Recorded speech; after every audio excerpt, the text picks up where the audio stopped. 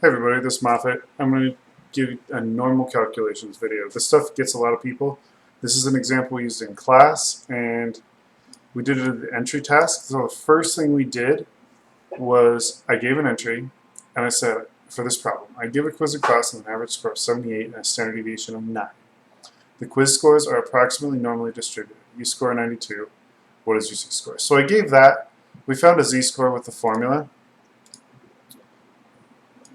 With our z equals x minus mean over standard deviation. I plugged in 78, 92, and 9 and got that z-score. But the z-score alone doesn't help us a lot. Like, what if I wanted to ask a question, what percentile is your quiz score? Meaning, what percent of students did worse than you? So, anytime you're trying to take a piece of real-world data, like your score of 92, and change it into a percent, and that you're working with normally distributed data, this will work. If it's not normally distributed, the tables, the stuff that I'm about to go over, won't work. So, what percentile is your quiz score? So there's two things you have to do. You need to take your original value, your x, that's our 92 points, and you need to change it into a z-score. Z-scores are standard. I call this standardizing your value. This is what a z-score is called a standardized value. It's how many standard deviations above the mean you are or below the mean you are. So we're going to standardize the point. And then we use that with our little happy formula that I used above. So that formula standardizes our point. So I plugged that into the z-score, and I plugged that into the little z-score formula, and I got z was 1.56. And make sure you put parentheses around there if you're using a calculator like a TI-84. Sometimes it will try and mess up PEMDAS here.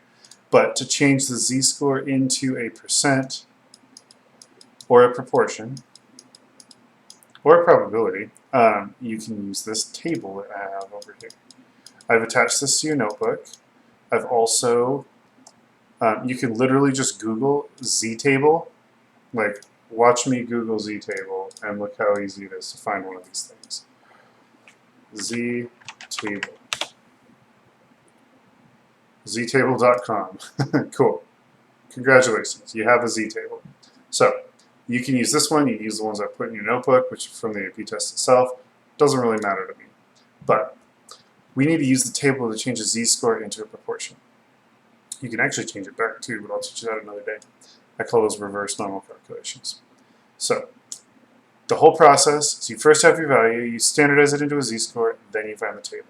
So let's take this 1.56 and turn it into a percent. So there's two tables, and notice the tables are shaded to the left. That means the tables find values lower than your z-score. Oftentimes when I do these problems, if I want to know like what percent did worse, I actually just straight up draw a picture. It kind of helps me.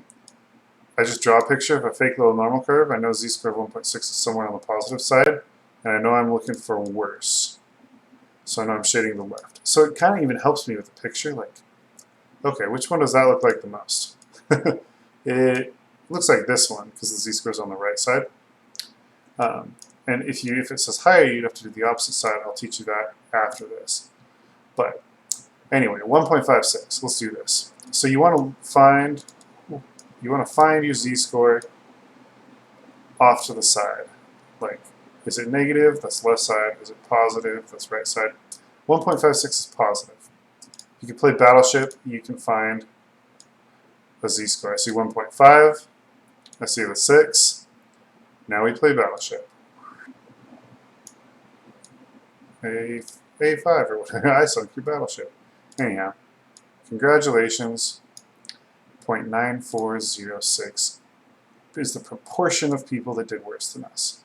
So,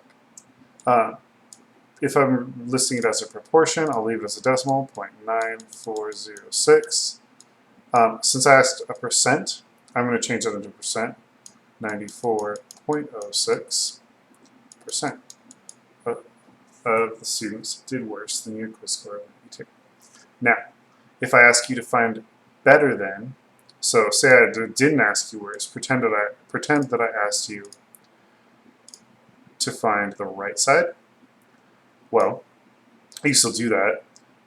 You actually have to do everything the same. You standardize your score, you look at the table, you find the score less than what you got. So essentially I have 0.9406 on the left.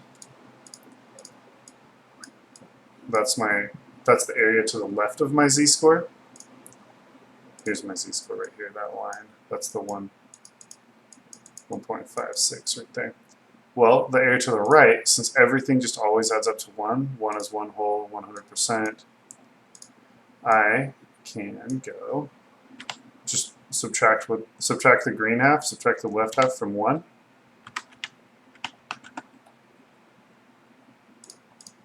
And congrats, I have the right half. So I don't have a calculator on me, but if I was looking for the right half, all I have to do is find the left half and minus it from 1. That's all.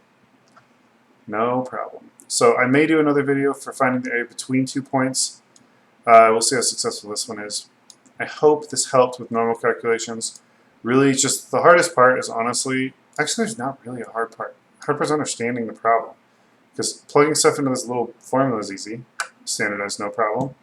Plug in the table, you play Battleship. You just find the left side from the top. And oh, congratulations, you sunk my Battleship, and we win the math problem. Anyhow, I will talk to you guys all next time.